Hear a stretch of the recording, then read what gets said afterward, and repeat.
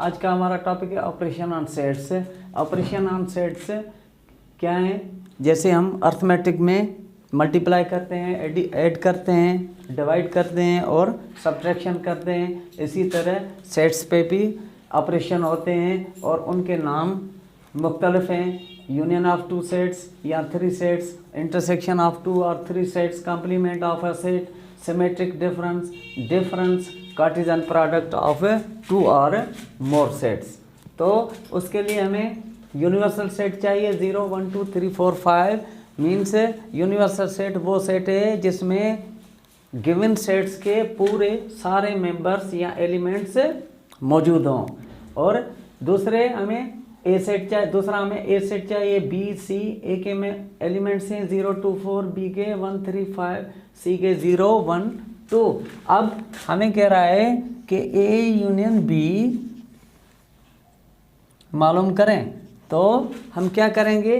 पहले ए सेट के मेंबरान लिखेंगे, एलिमेंट्स लिखेंगे। ए के 0 2 4 और यूनियन यू की निशानी देंगे। फिर बी के एलिमेंट्स लिखेंगे 1 3 5। अब यूनियन में क्या होता है कि यूनियन में दोनों सेट्स या तीन सेट्स जो भी गिवन होते हैं जिनका हमें मालूम करना होता है यूनियन, उनको हम उनके सारे मेंबरान या एलिमेंट्स जो है इकट्ठे लिख देते हैं। अब 0 फिर 1 2 3 4 5 ये हो गया। अब क्या है कि हमें बी यूनियन ए मालूम करो, तो क्या पहले हम क्या लिखेंगे? बी के एलिमेंट्स लिखेंगे। बी के एलिमेंट्स क्या है? 1 3 5 यूनियन, फिर ए के एलिमेंट्स 0 2 4। तो बी यूनियन ए क्या हुआ? 0 1 2 3 4 5। इसका मतलब ये हुआ कि A union B is equal to B union A. Set की तरतीब बदलने से यूनियन में जो रिजल्टिंग सेट मिलेगा उस पर कोई भी फर्क नहीं पड़ेगा। Means A union B is equal to B commutative property of two sets in union. ठीक है, अब थ्री सेट्स का यूनियन मालूम करेंगे तो क्या होगा? सपोज करो हमें कह रहा है कि ए यूनियन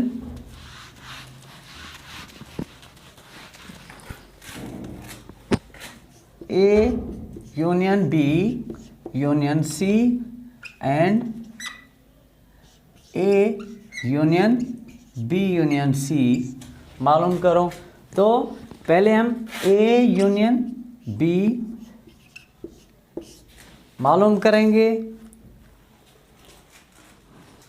अब हम A union B union C में क्या करेंगे? पहले जो ब्रैकेट में ऑपरेशन है वो करेंगे, क्योंकि पहले हमारा ये अर्थमेटिक का भी रूल है और सेट्स में भी कि पहले हम ब्रैकेट हल करेंगे। तो ए यूनियन बी मीन्स ए के मेंबरान कौन से? 0 2 4 0 2 4 यूनियन बी 1 3 5। तो आंसर रिजल्टिंग सेट क्या आएगा? 0 1 2 3 4 5। अब ए यूनियन बी हमें मालूम हो गया, तो इसको यूनियन करेंगे सी से। तो 0 1 2 3 4 5 यूनियन सी के मेंबरान कौन से हैं? 0 1 2।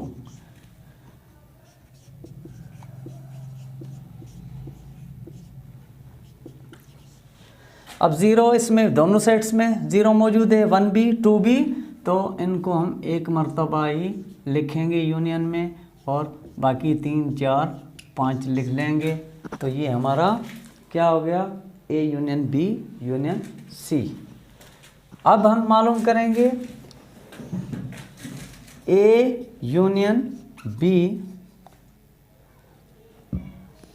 Union C. अब इधर ब्रैकेट में बी यूनियन सी है, तो पहले उसको सॉल्व करेंगे। बी के मेम्ब्रेन एलिमेंट्स कौन से हैं? 1 3 5 यूनियन सी 0 1 2। अब बी यूनियन सी 0 1 दोनों में कॉमन है, एक ही बार लिखेंगे, फिर 2 3 5।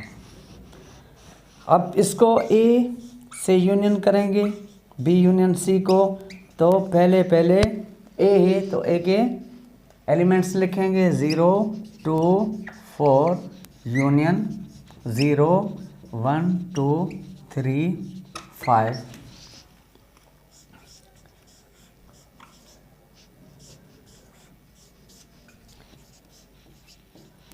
वन 2 3 4 5।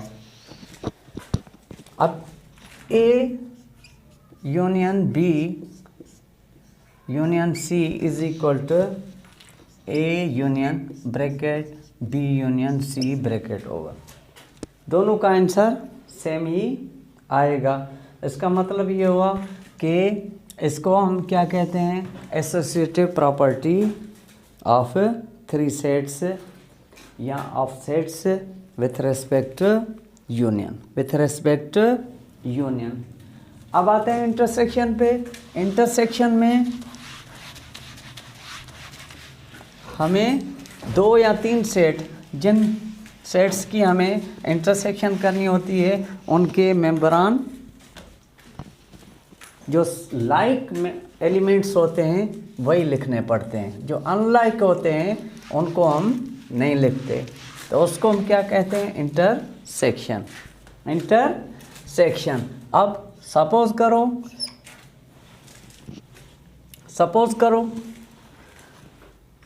करो अगर हमें कह रहा है कि A intersection B intersection C मालूम करो, number 1। Number 2 A intersection bracket में बी इंटरसेक्शन सी मालूम करो। तो पहले फर्स्ट हम क्या करेंगे? ए इंटरसेक्शन बी मालूम करेंगे। अब ए इंटरसेक्शन बी ब्रैकेट में, इसीलिए हम इसको पहले मालूम करेंगे। ए के एलिमेंट्स क्या हैं? 0 2 4 इंटरसेक्शन बी के 1 3 5। अब दोनों में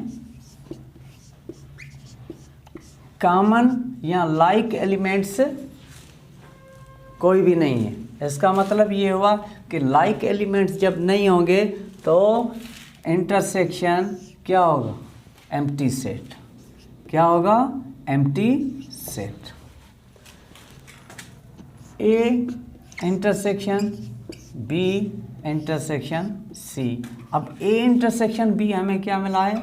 एम्प्टी सेट। उसको इंटरसेक्ट करेंगे सी से, सी के 0 1 2, तो A intersection B intersection C, इन दोनों में भी लाइक टर्म्स मौजूद, एलिमेंट्स मौजूद नहीं है, तो ये भी क्या होगा?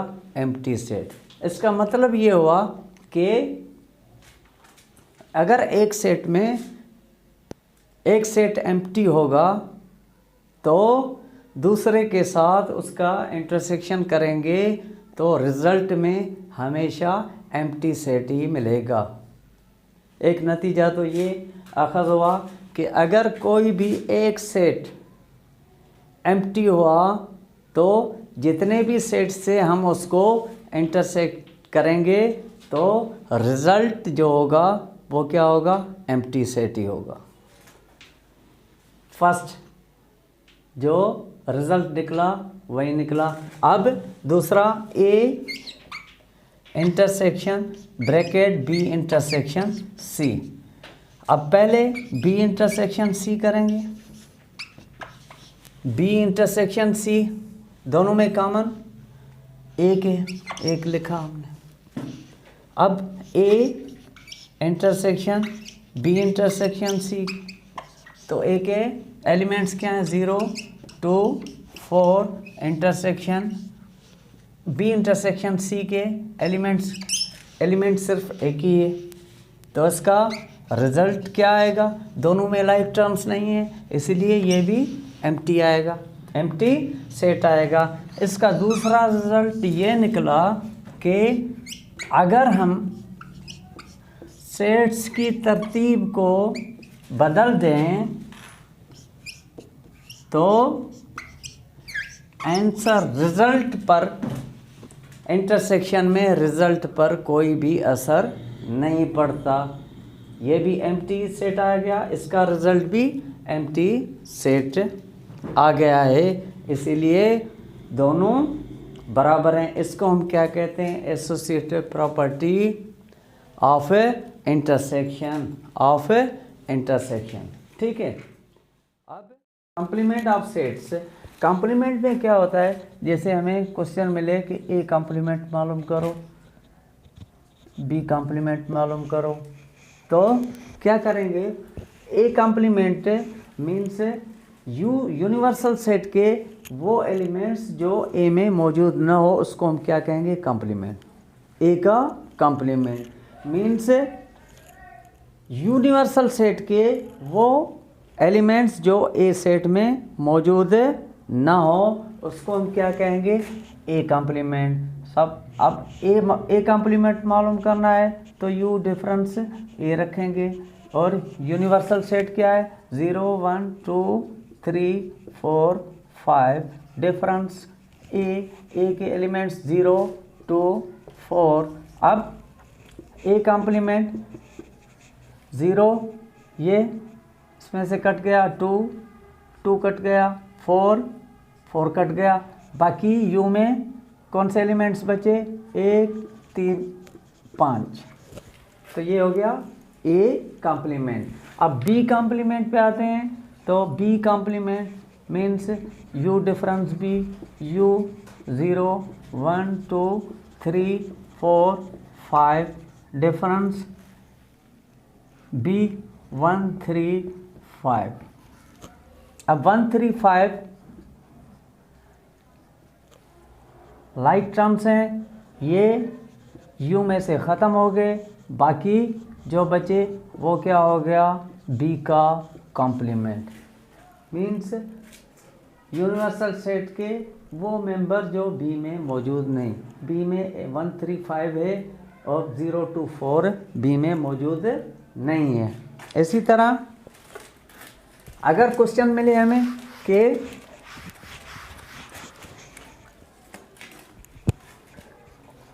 ए इंटरसेक्शन बी होल कॉम्प्लीमेंट करना है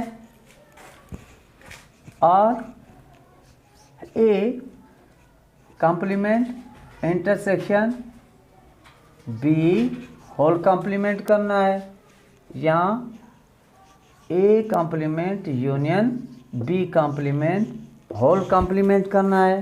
तो इसको हम कैसे करेंगे? पहले हम A intersection B whole complement को कैसे मालूम करेंगे?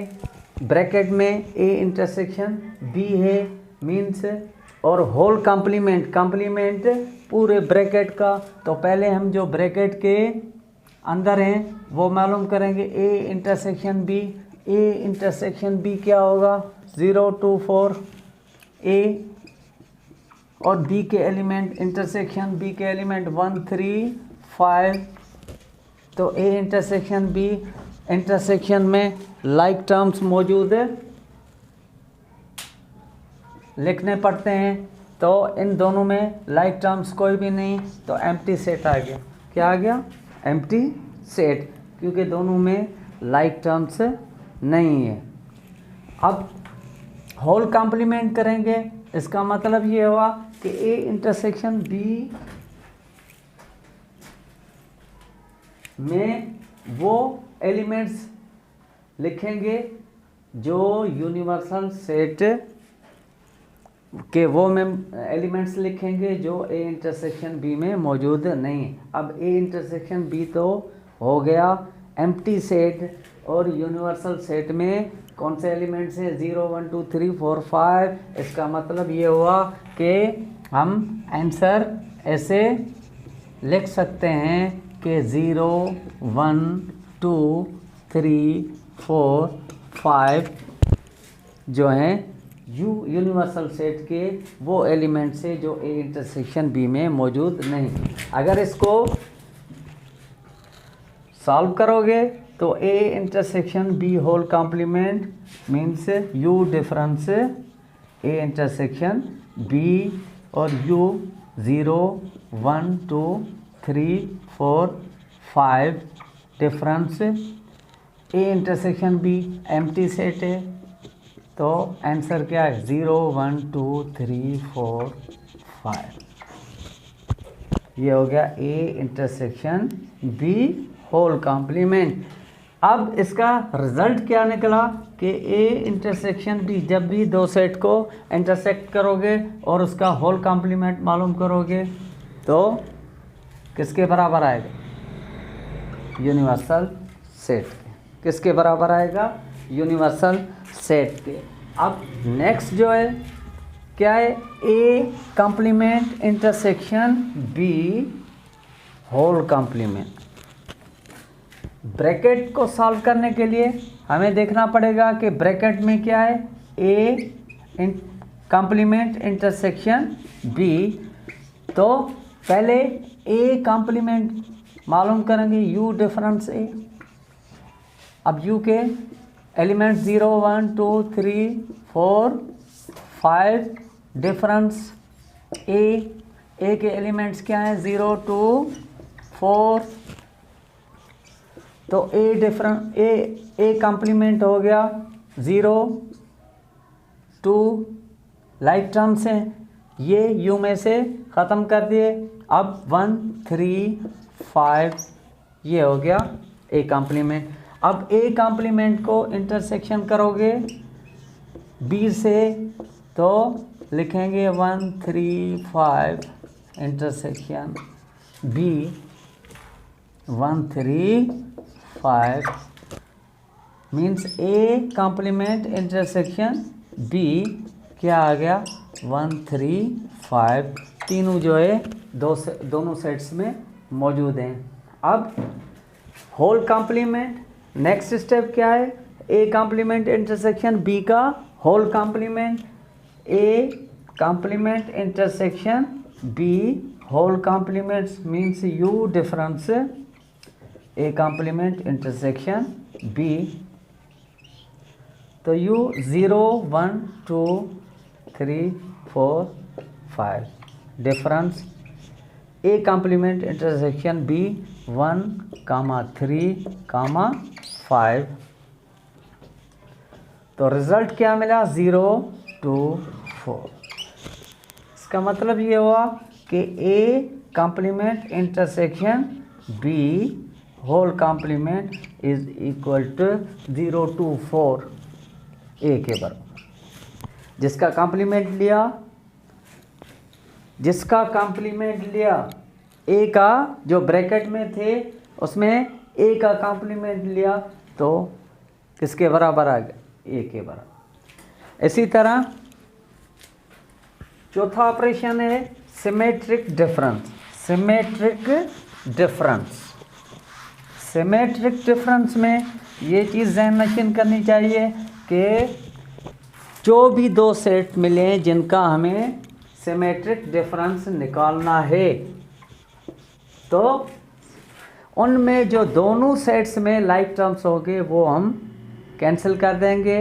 बाकी जो दोनों सेट्स में बचेंगे वही हम सिमेट्रिक डिफरेंस में लिखेंगे। अब सपोज करो कह रहा है कि ए सिमेट्रिक डिफरेंस बी मालूम करो, तो ये जो साइन है ये क्या है? सिमेट्रिक डिफरेंस की साइन है।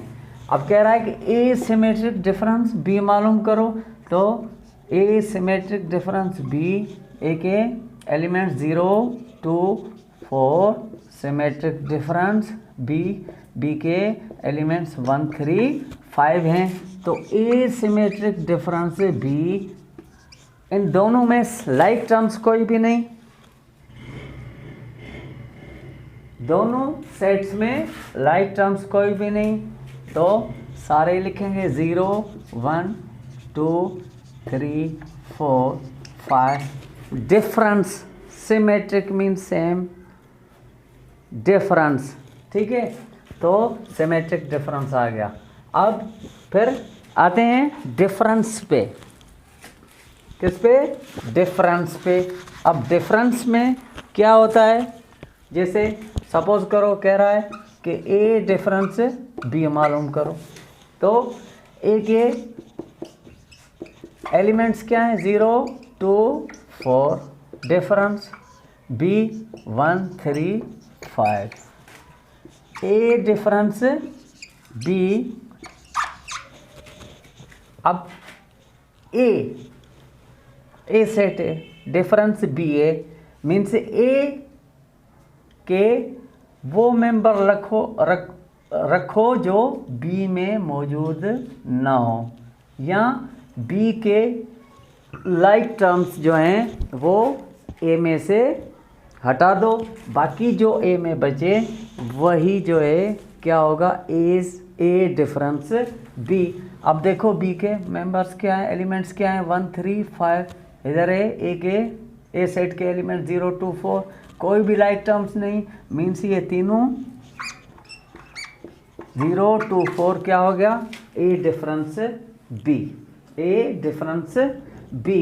अब अगर कहे कि बी डिफरेंस ए मालूम करो तो क्या रखेंगे, बी डिफरेंस ए 1 3 5, डिफरेंस 0 2 4, तो बी डिफरेंस ए क्या आएगा, 1 3 5। अगर कोई भी लाइक टर्म्स नहीं होते तो पहला जो है सेट है वही हम लिखेंगे, 1 3 5 1 3 5, और इधर 0 2 4, तो ये 0 2 4 आ गया। अगर लाइक टर्म्स होते तो हम उनको कैंसिल, जैसे सपोज करो ये ए डिफरेंस सी, अब ए 0 2 4, डिफरेंस सी 0 1 2, अब ए डिफरेंस सी 0 है 2,